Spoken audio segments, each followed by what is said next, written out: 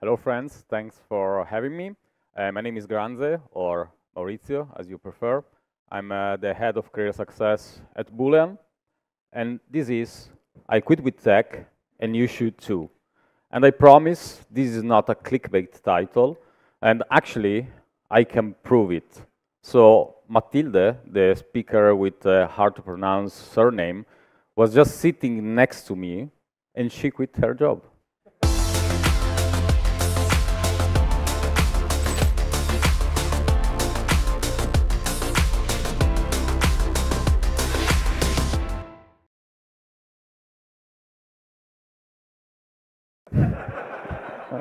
That's not a coincidence. So, the first rule, if you want to quit with tech, you should be in tech. That's pretty obvious. But this is how I started many years ago. This was the great Commodore 64, and I know many of you are too young to recognize this piece of art. But I was about 12, I guess, and I used this computer mainly for gaming, of course.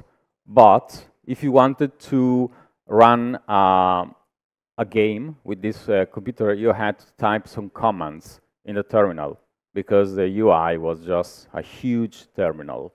So you had to understand to learn some basic commands.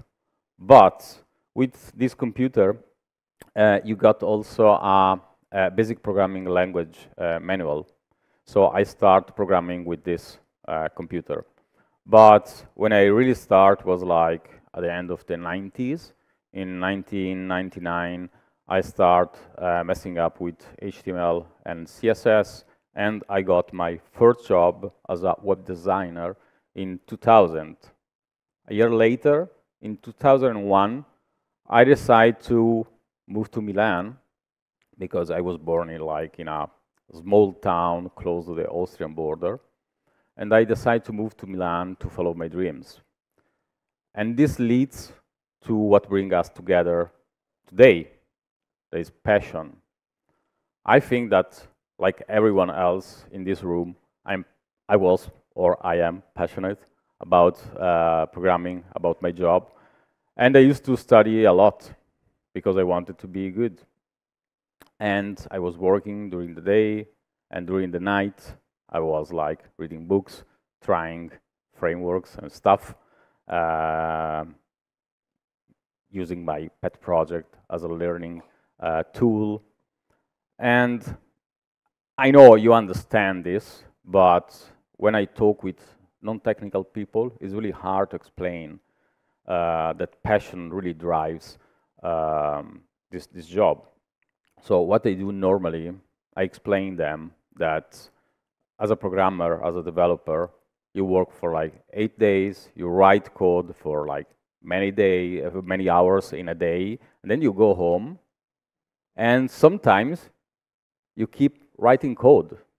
And sometimes you just work on your pet projects, and you feel refreshing to write more code.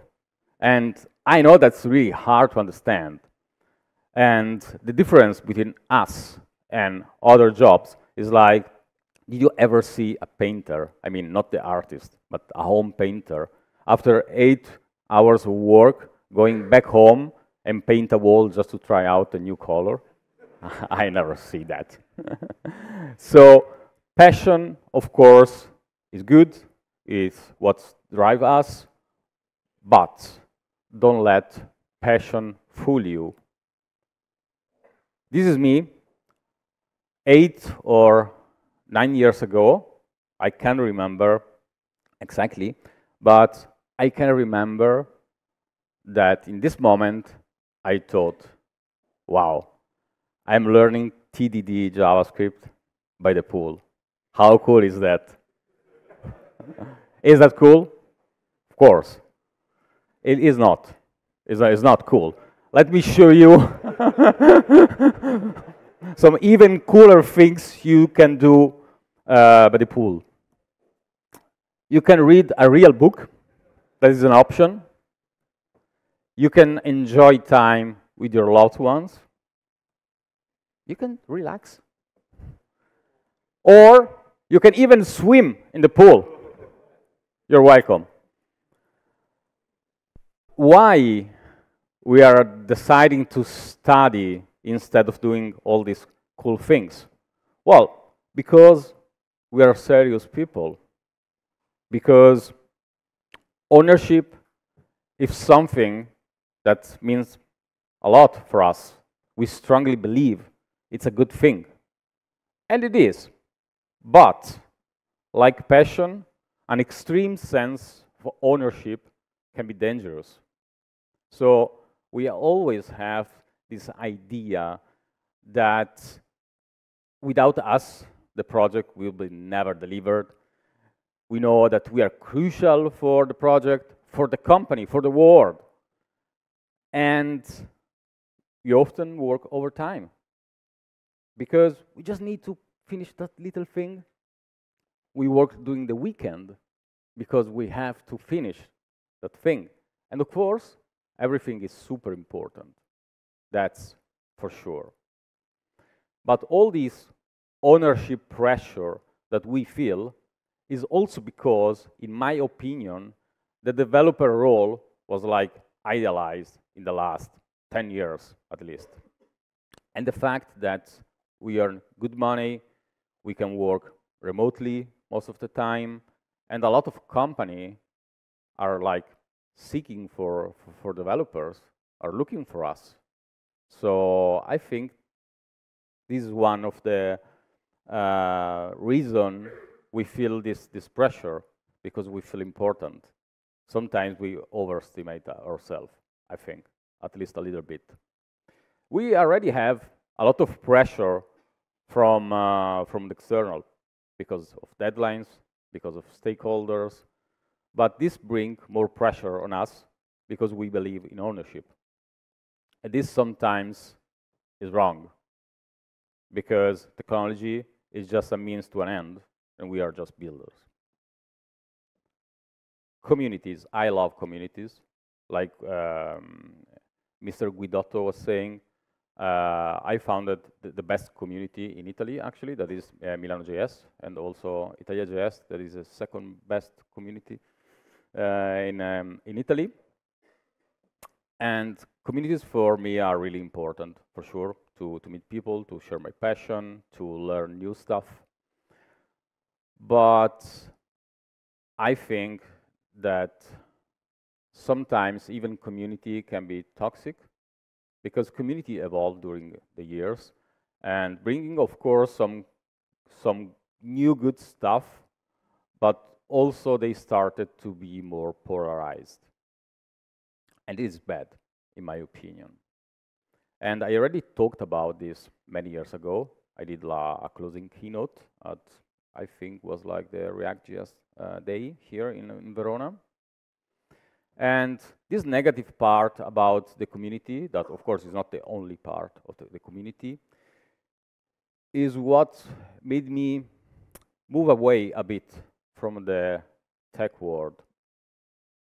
The other day, I was browsing LinkedIn, and I saw like a banner about, I don't know, I was like a blog post, I guess, or maybe a talk, I don't know.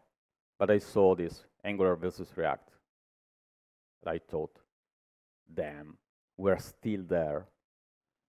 10 years later, we're still debating about like useless topics. This is really a useless topic. I'm sure that there are people with good intention bringing talks or blog posts like this. But in the end, this is another way to break apart the community, in my opinion. And some people don't really understand that these are just tools. This is just a job. We're passionate, okay, but at the end of the day, these are just tools. Company culture. This is something for sure you'll stumble upon during interviews with companies. They will tell you how cool they are, how they care about people and diversity and blah, blah, blah. But often is not really true, not always, but sometimes it's a sort of illusion, but it's an illusion we want to believe it because we care about our job, so we want to believe. But most of the time, company culture looks like this. Free coffee, free snacks, and yeah, something else. It was just 20 years later, then I asked myself a simple question after all of that. Why am I doing this? And if you find yourself asking this question, probably you're already on the edge of a burnout. This was the situation for me. And before that, actually, I strongly believed that to get a burnout, you have to work 24/7 for a long period of time. But I realized that it's not a matter of quantity, but it's a matter of quality. And if you cannot find a purpose in what you are doing, it's a problem. That's a problem. Another way to check if you're burning out is to try to answer an honest question when you meet a colleague or a friend and they will ask you, how are you? What do you answer? Normally, I'm fine, good, because we used to answer that. Try to really think about it, and probably you will understand that that's not true at all. You're not fine. And that's totally fine in a way, because at least you realized the real situation. So I answered myself that I wasn't good. And I thought I need a break. I need a break. At the time, I was living in Amsterdam, and I decided to quit my job. And I had a lot of spare time, and I'm a rock climber. That is also one of my big passion. So I started to go to the gym mostly daily, basically. And I found out that they were looking for a route setter. So they had this job post. They were looking for a route setter, and I applied for it. They hired me. So I started working in a rock climbing gym.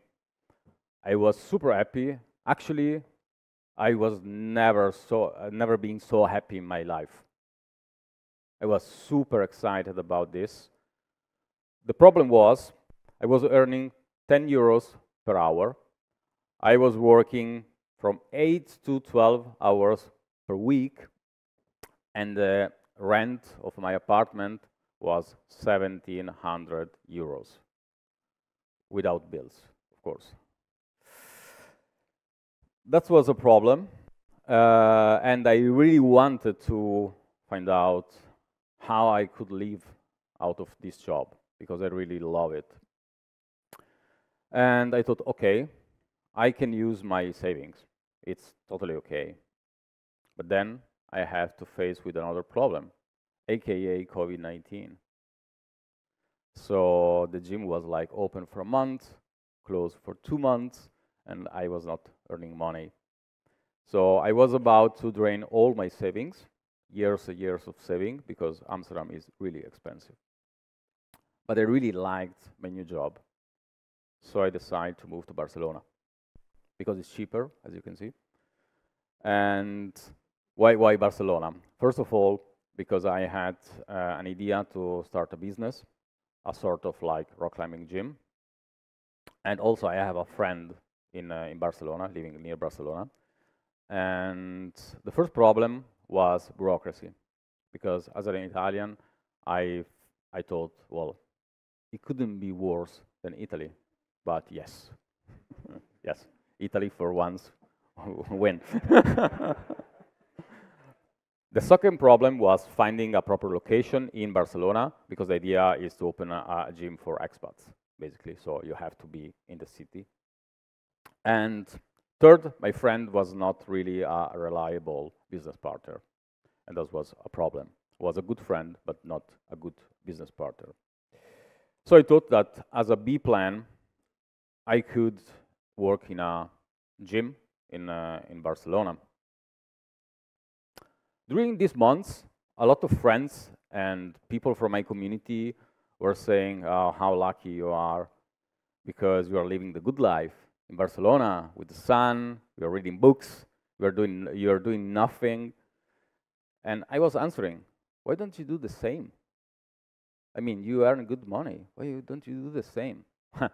Because we are not lucky like you. And I thought, well, wait a minute. Where is the luck part in working for like 20 years and using my savings to take a sabbatical leave? Well, where is the luck part? I don't understand. Speaking of luck, I broke a ligament, and that was really bad. I got a surgery. Before that, I spoke with my doctor, and my doctor said, don't worry, this surgery is not a big deal. It's just the recovery takes some time. So, okay, try to quantify a long time. And he told me, well, 9 months to be back to normal.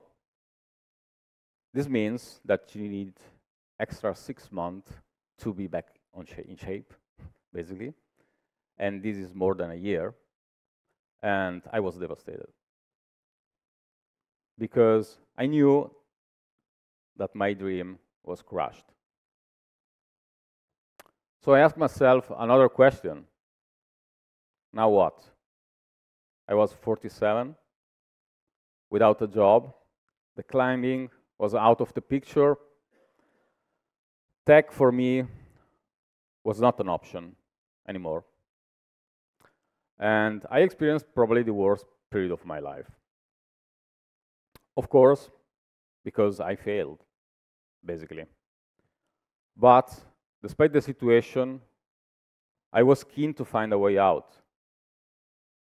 Everything but going back to tech, basically. And I thought, okay, apart from my technical skills, for sure I have other skills. I have leadership experience. I have coaching experience. I have built many communities. I can deal with people. I'm an empathetic person. And how can I find a different job based on those skills? And that was the tricky part, actually, because what are you looking for? You go on LinkedIn, what you type in the search box. There's not like a chief empathetic officer or something. Well, probably there is in the US, but yeah. So I started like looking as a manager role. That was what I was doing. But you know, there are office manager, project manager, product manager, blah blah blah manager, a lot of like job position I did about. And this was like a problem, but this is also where the luck comes in, because in the end I found a company that is Boolean, the company I work for, and I know this sounds quite techy, Boolean, but and of course it's a tech academy, so tech is somehow involved, but not with me. I have anything to do with tech. The cool part is just I work with people, basically. So I help the students to change their life, to embrace a new career, that is the tech career. And at the same time, I'm telling you to quit your career in tech, but that way soon I will have more people to convince to quit. So there's the full circle, you know. So what I learned from all this, first of all, that mental health is a thing. I know that this sounds obvious, but for me it was not. I think this is also a cultural thing, because in Italy, we have this like workaholic mentality. And when I was younger, I thought that people that burn out are just weak. But it's not like this. And there are many signals you can listen to understand if you are on the edge of burnout. So first of all, like I said before, if you're not finding a purpose in what you're doing, probably this is a good sign you are burnout. Also, if you have the tendency to procrastinate, and slides for conference doesn't count, and if you have also lack of focus, so there is a lot of signal. I am not a doctor, I'm not a therapist, so, but I think if you listen to yourself, you will find out if you have the same problem. The most important thing I learned during this process is that you have to think outside the box, because we tend to have a lot of excuses. And no, this is a problem. Okay, I can. So, sorry guys, after like hundreds of talks, I still cannot do slides. But okay, this is a list that you won't read about the common excuse. So first of all, people tell me I cannot afford time off. This is bullshit, because most of the time you can. You just need to understand how much, because of course we are all different. We have different, I don't know, relationship, different context. So you can, in a way, afford some time off. And if you are burning out, you need to take some time off. I will be out of touch after a year of a sabbatical. I will be out of touch. That's not true. And after a year, if you struggle to keep up with the news in the tech world, this is probably another sign it's not for you anymore. You have to change. No one will hire me, because they will see that I didn't work for like a year, or in my case, a year and a half. No one will hire me. This is also bullshit. Company don't care. Company are looking for people with skills that match the requirements, and if you are the right people, the right person, they will hire you. I don't want to, who knows? Anyways, this is where the X comes in. So try to imagine a fade-in animation. You have no excuse. You have no excuse now. But if I was able to convince you and you decide to quit, I tell you that probably is a good thing. It is good for you, but please buy the ticket for the next year JSday, or they will never ever invite me again. That's all for me. Thank you.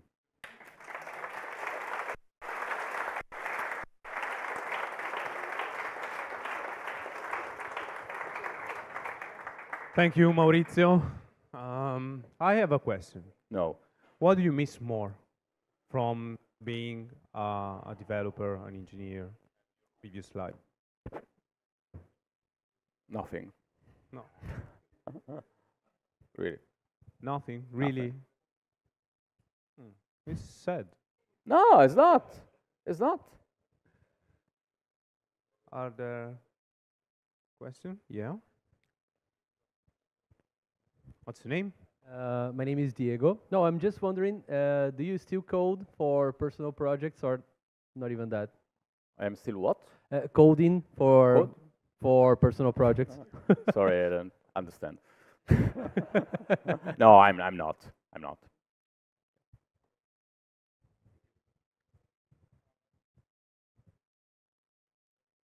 Don't be shy.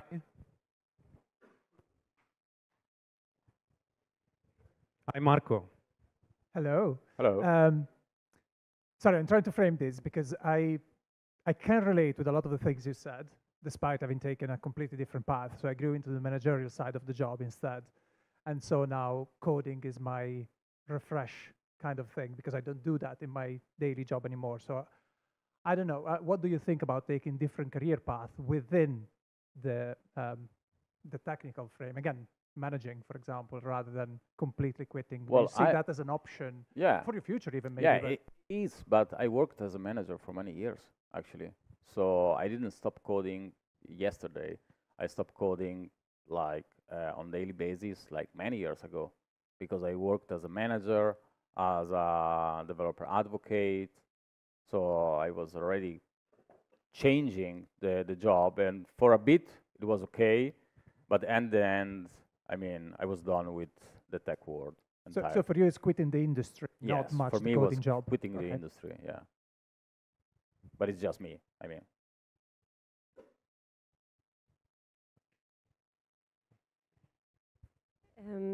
I'm curious, why do you think it was difficult to find purpose when working in tech?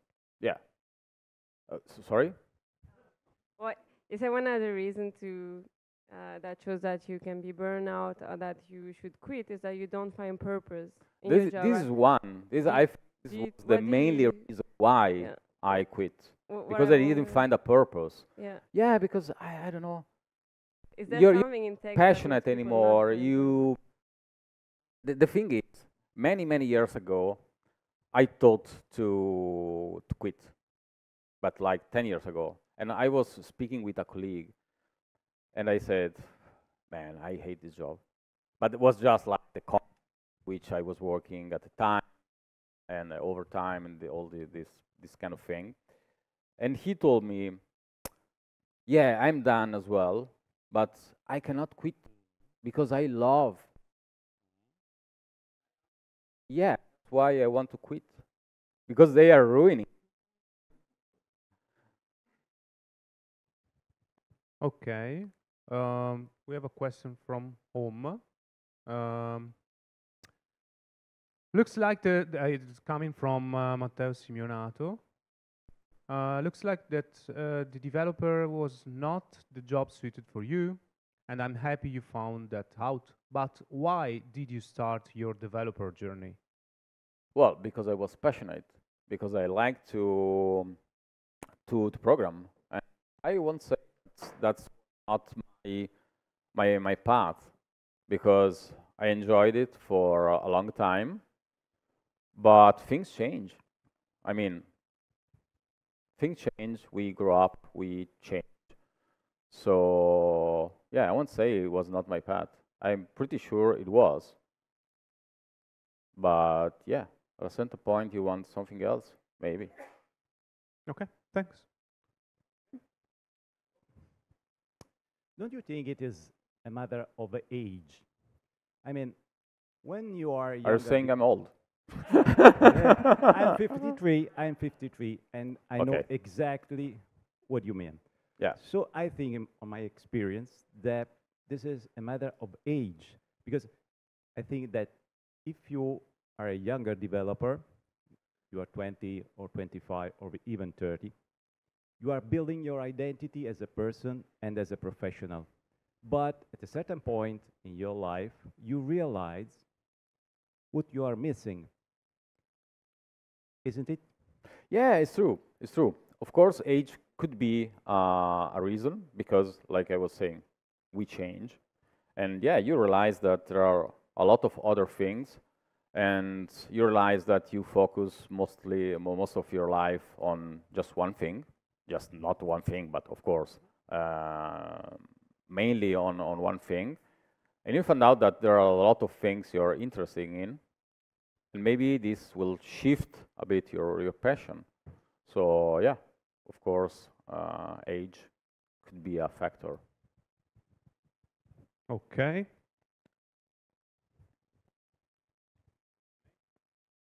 I read some posts talking about this, and I found that it's pretty visible in companies, big companies, where you don't have contact with customers or where your product is used. But you have you had like a shift from 100% to 0. Why didn't you think about some halfway, like for example, working part-time or as a freelancer, like doing your own things? So, you know. Yeah, I think because when I found out that I was like burnout was too late. I was way beyond the limit. So I think that just reducing hours or try to do something a little bit different was not enough.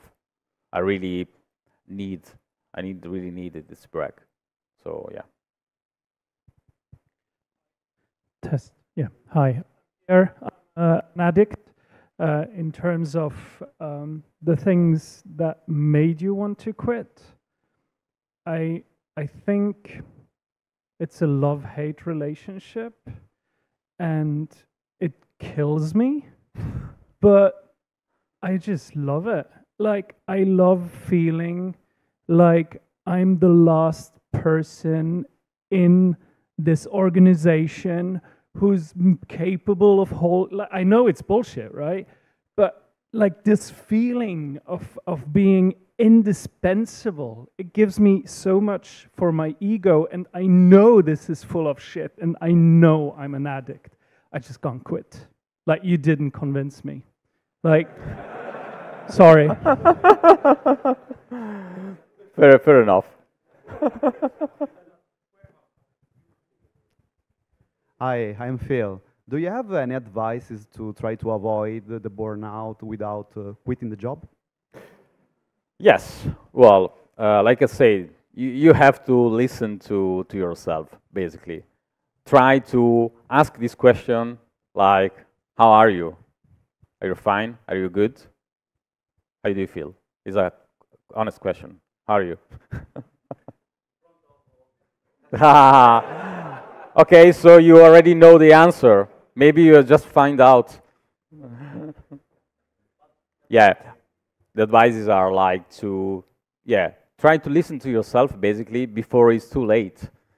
Because in my case, I never stopped to and thought about the whole situation. I was just doing it, deliver stuff.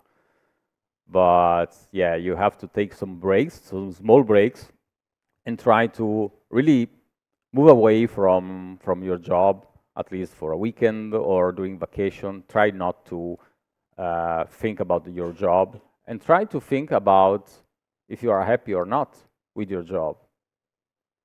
I didn't do that. And when I found out, it was way too late. Okay, last two questions here. Okay, here. Okay, so I have a question about community and risk of going back. Yeah. Okay, so you are here today. Yeah. So this is a provocative question. Okay, so why are you here? So the real question, of course, is don't you feel like you are risking of getting back in this love-hate relationship with coding by still being part of the tech world? Okay. Don't you feel like this is a risk in some form? Pretty sure I am not in a risk to go back to tech. That's for sure. And I'm here because I still love the community.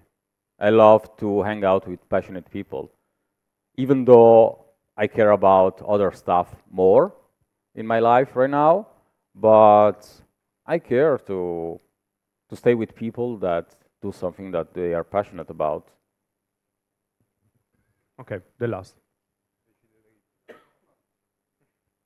So I'm going to drop the bomb last minute just because. So putting that in a kind of provocative social angle, do you think capitalism and the big corporations ruin for you? As in the ethos of the web at the beginning was completely different from what it is now, and we can see it in the small web development, Mastodon, and all the different ways. Do you think the ways companies looking at San Francisco and all of those American ways of doing capitalism changed the work for you in any way? I don't know. A hard question to actually. that we had the same problem 20 years ago, 25 when I started, actually. But of course,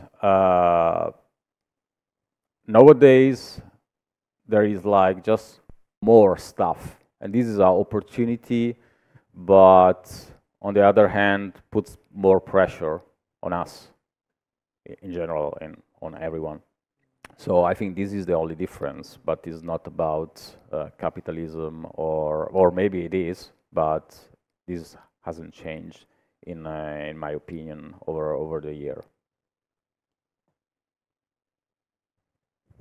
Thank you.